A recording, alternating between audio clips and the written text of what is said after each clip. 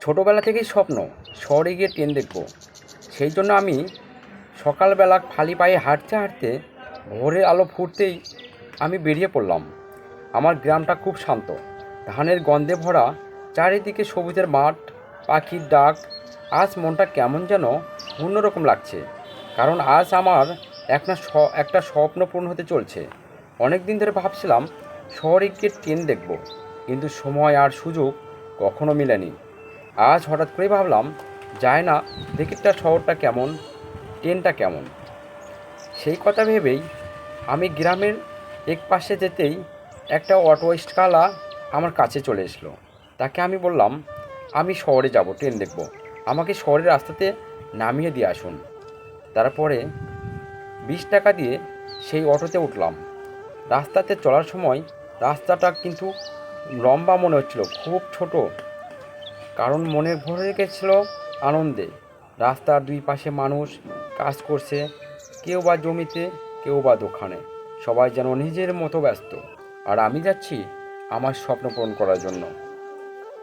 আমার এক স্বপ্ন যাত্রার পথে মনে হচ্ছিল ছোটোবেলা যখন বইয়ের ট্রেনের ছবি দেখতাম, তখনই ভেবেছিলাম একদিন না একদিন আমার স্বপ্ন পূরণ করব। এই লোহার দানবকে ছুটে চলা দেখব। আমি সেই জন্য গ্রামের পথ ধরে চলতে শুরু করি আপন মনে। আমার মনেটায় যে ইচ্ছা জেগেছিল ছোটোবেলা থেকে, শুধুমাত্র এই ইচ্ছাটা, এই স্বপ্নটা পূরণ করার জন্য। রিক্সাওয়ালা মামা আমার কথার সঙ্গে তাল মিলে যাচ্ছিল। আমিও বলছিলাম যে, মামা, আমি ছোটোবেলায় অনেক স্বপ্ন দেখতাম, ট্রেন দেখব। আপনার মনে কোনো স্বপ্ন রয়ে গেছে নাকি? রিক্সাওয়ালা মামা বলে, থাক না মামা, আজকে এগুলো বলবো না। সেই দেখুন, আমরা এখন যাচ্ছি শহরের যে রাস্তাটা রয়েছে, সেই মেন রাস্তাতে। এই তো দেখুন, আমরা শহরের মেন রাস্তাতে উঠে গিয়েছি। এখন এই মেন রাস্তার যে সৌন্দর্যটা, এটা আপনারা দেখতে থাকুন। এক পাশে ধান, অন্য পাশেও ধান। আবার মাথার উপরে ছাউনি হিসেবে ব্যবহার হয়েছে প্রকৃতির লীলা খেলায় গাছের ডালপালা। রাস্তাটা অনেক সুন্দর, এটা উপভোগ করতে থাকুন। যতক্ষণ না আমরা শহরের ভিতর পৌঁছে যাই, এতক্ষণ এই ভিডিওটি, এই রাস্তাটি এবং রাস্তার সৌন্দর্যটি উপভোগ করতে থাকুন।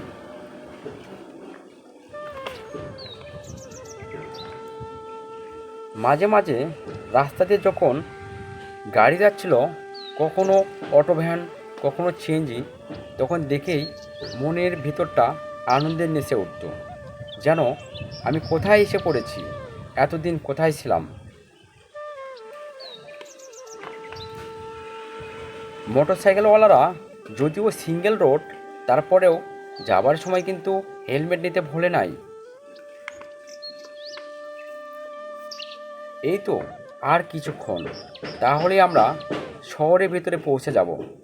আর শহরের ভেতরে পৌঁছানোর পরেই আমরা কিন্তু সেই রেলগেটে পৌঁছে যাব, যে রেলগেটটা বগুড়া জেলার সদর থানার ভেতরে সাতমাথার থেকে প্রায় হাফ কিলো ফাঁকে রেলঘুঁটিতে। আর কিছুক্ষণ, তাহলে আমরা শহরের রাস্তাতে প্রবেশ করব। এই তো আমরা শহরে ঢুকতেই মনে হলো আমি এক নতুন জগতে চলে এসেছি। রাস্তার কোলাহল, গাড়ির হর্ন, মানুষের ভিড়, সব কিছুই যেন আলাদা। গ্রামের নিস্তব্ধতার সঙ্গে এই শব্দের মিশ্রণটা মনে হচ্ছিল একদম সিনেমার মতো। স্টেশনের দিকে যেতে যেতে বুকের ভেতরটা ধকধক করছিল। ভেতরে এরকম কৌতূহল হচ্ছিল, আর একটু ভয়ও হচ্ছিল। তারপরে হঠাৎ করেই দূর থেকে একটা শব্দ এলো এবং আমরা রেলঘুঁটিতে পৌঁছে গেলাম। দূর ধীরে ধীরে বাড়ছে, যেন পৃথিবী কাঁপছে। আমি বুঝতে পারলাম ট্রেন আসছে। যখন ট্রেনটা সামনে দিয়ে গেল, বাতাসে এমন এক ঝাপটা দিল, যেন মনে হলো সময় থেমে গেছে। সেই মুহূর্তে আমার চোখ জলে ভিজে উঠল। এতদিনের স্বপ্নটা আমার বাস্তব হলো। শব্দটাই স্পিডে লোহার চাকাগুলো ঘর্ষণ, সে সব কিছুই যেন জীবনের গতির প্রতীক। মনে হচ্ছিল আমি দাঁড়িয়ে আছি আমার নিজের এক সিনেমার দৃশ্য। ট্রেন চলে যাওয়ার সময় অনুভূতি, ট্রেনটা চলে গেল কিন্তু তার শব্দে রয়ে গেল মনে। আমি অনেকক্ষণ দাঁড়িয়ে রইলাম রেল লাইনের পাশে, ভাবছিলাম ছোটোবেলায় একটা স্বপ্ন আজ পূরণ হলো। জীবনের সব কিছুই মুহূর্তে থাকে, যেগুলো কোনো শব্দে বোঝানো যায় না। আজকের দিনটা ঠিক তেমনই। এই ভিডিওটি আমি শুধু আমার জন্য না, আপনাদের জন্যও বানানো হয়েছে, যেন ভিডিওটি সবাই। ট্রেন দেখা শেষে আবারও আমি সেই চিরচেনা রাস্তা দিয়ে বাড়ির পথে চলে আসতে শুরু করলাম। তোমাদের যদি এই ভিডিওটি ভালো লেগে থাকে তাহলে একটা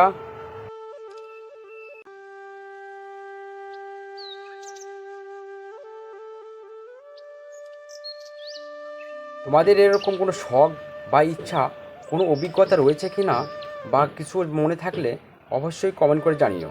এবং ভিডিওটি ভালো লাগলে ভিডিওতে একটি লাইক করে দিবে এবং চ্যানেলটি সাবস্ক্রাইব করে দিয়ে আমাদের পাশে থাকবে। সবাই ভালো থাকবে, সুস্থ থাকবে। আসসালামু আলাইকুম। দেখা হচ্ছে পরবর্তী কোনো ভিডিওতে।